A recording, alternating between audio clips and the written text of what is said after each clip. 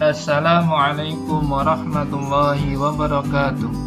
Alhamdulillahirabbil alamin, wassalatu wassalamu ala asyrafil anbiya'i wal mursalin sayyidina wa maulana Muhammadin wa ala alihi wa sahbihi ajma'in. Bagaimana kabarnya anak-anak semuanya? Semoga semua dalam keadaan sehat dan selalu dalam lindungan Allah. Kembali lagi kita berjumpa dalam belajar dari rumah pendidikan agama Islam dengan tema beriman kepada Allah Subhanahu wa Ta'ala. Mari kita berdoa terlebih dahulu agar kita mendapatkan ilmu yang bermanfaat dan mudah memahami materi pelajaran. Bismillahirrahmanirrahim. Raditu billahi rabba wa bil islami dina wa bi Muhammadin nabiyya wa rasula. Rabbi zidni ilma warzuqni fahma. Amin. Beriman kepada Allah Subhanahu wa Ta'ala artinya percaya kepada Allah sebagai Tuhan semesta alam. Lalu bagaimana kita mengenal Allah? Kita dapat mengenal Allah melalui alam semesta ciptaannya, melalui Al-Quran, dan melalui Asmaul Husna. Beriman kepada Allah melalui ciptaannya. Adanya alam semesta termasuk bumi yang kita huni sekarang ini adalah bukti adanya Allah. Alam semesta ini berisi benda-benda. Di dalam pelajaran ilmu pengetahuan alam terdapat benda mati, benda yang tidak bisa bergerak, bertumbuh, berkembang, dan bernafas. Juga ada benda yang bisa bergerak, bertumbuh, berkembang, dan bernafas. Kesemua itu adalah ciptaan Allah Subhanahu wa Ta'ala. Mari kita simak pertanyaan seorang anak kepada ibunya. Bu, apa benar semua yang ada di alam ini buatan Allah? Oh iya, benar. Bukankah meja, lemari, pensil, baju, dan sepatu itu buatan manusia? Kamu betul anakku, kelihatannya kamu belum yakin. Kalau begitu, Ibu akan ceritakan bagaimana benda-benda itu adalah milik Allah. Dengarkan baik-baik anakku, meja itu buatan manusia. Meja terbuat dari pohon kayu. Kayu itu tumbuh di bumi. Yang menumbuhkan bukan manusia, melainkan Allah pemilik alam raya ini. Meskipun kita tidak melihat yang menumbuhkan pohon itu, tapi semua orang pasti percaya bahwa yang menumbuhkannya adalah Allah. Oh begitu, sekarang aku sudah paham dan yakin Ibu. Jadi anakku, alam semesta ini tercipta bukan dengan sendirinya, melainkan karena diciptakan oleh Allah semata. Kita mengenal Allah yang kedua yaitu melalui Al-Quran. Mari kita baca Quran surah Al-An'am ayat 102. A'udzu billahi minasy syaithanir rajim. Bismillahirrahmanirrahim. Dzalikumullahu rabbukum la ilaha illahu khaliqu kulli syai'in fa'buduh wa huwa ala kulli syai'in wakil.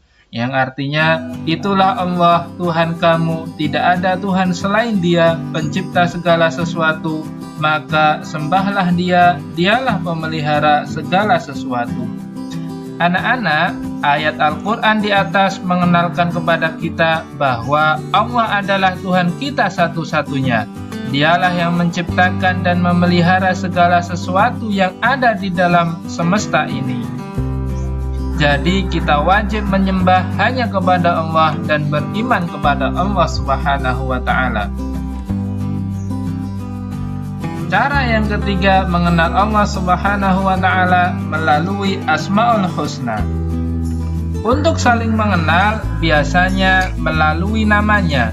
Demikian juga mengenal Allah Subhanahu wa Ta'ala. Allah memiliki nama-nama yang baik atau dikenal dengan Asmaul Husna.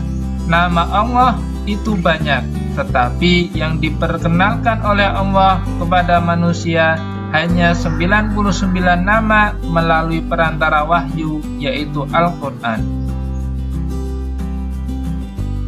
Anak-anakku semuanya, kita akan belajar 3 Asmaul Husna: Al-Basir, Al-Adlu, dan Al-Azim. Al-Basir yang artinya Allah Maha Melihat.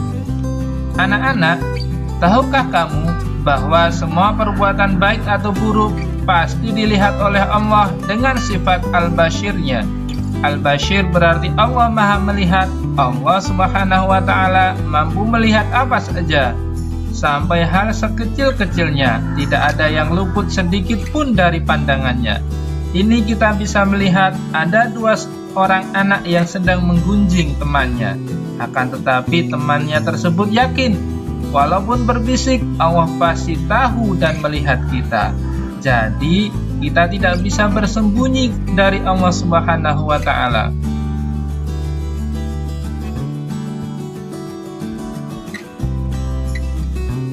Al-Adlu, Allah Maha Adil. Anak-anak,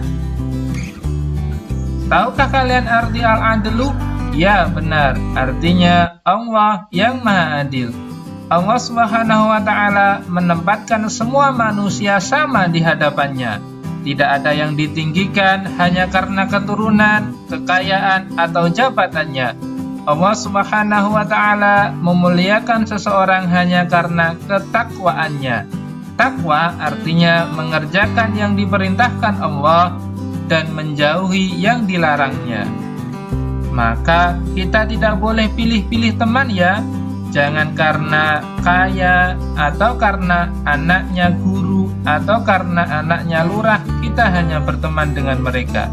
Kita harus berteman dengan semua orang.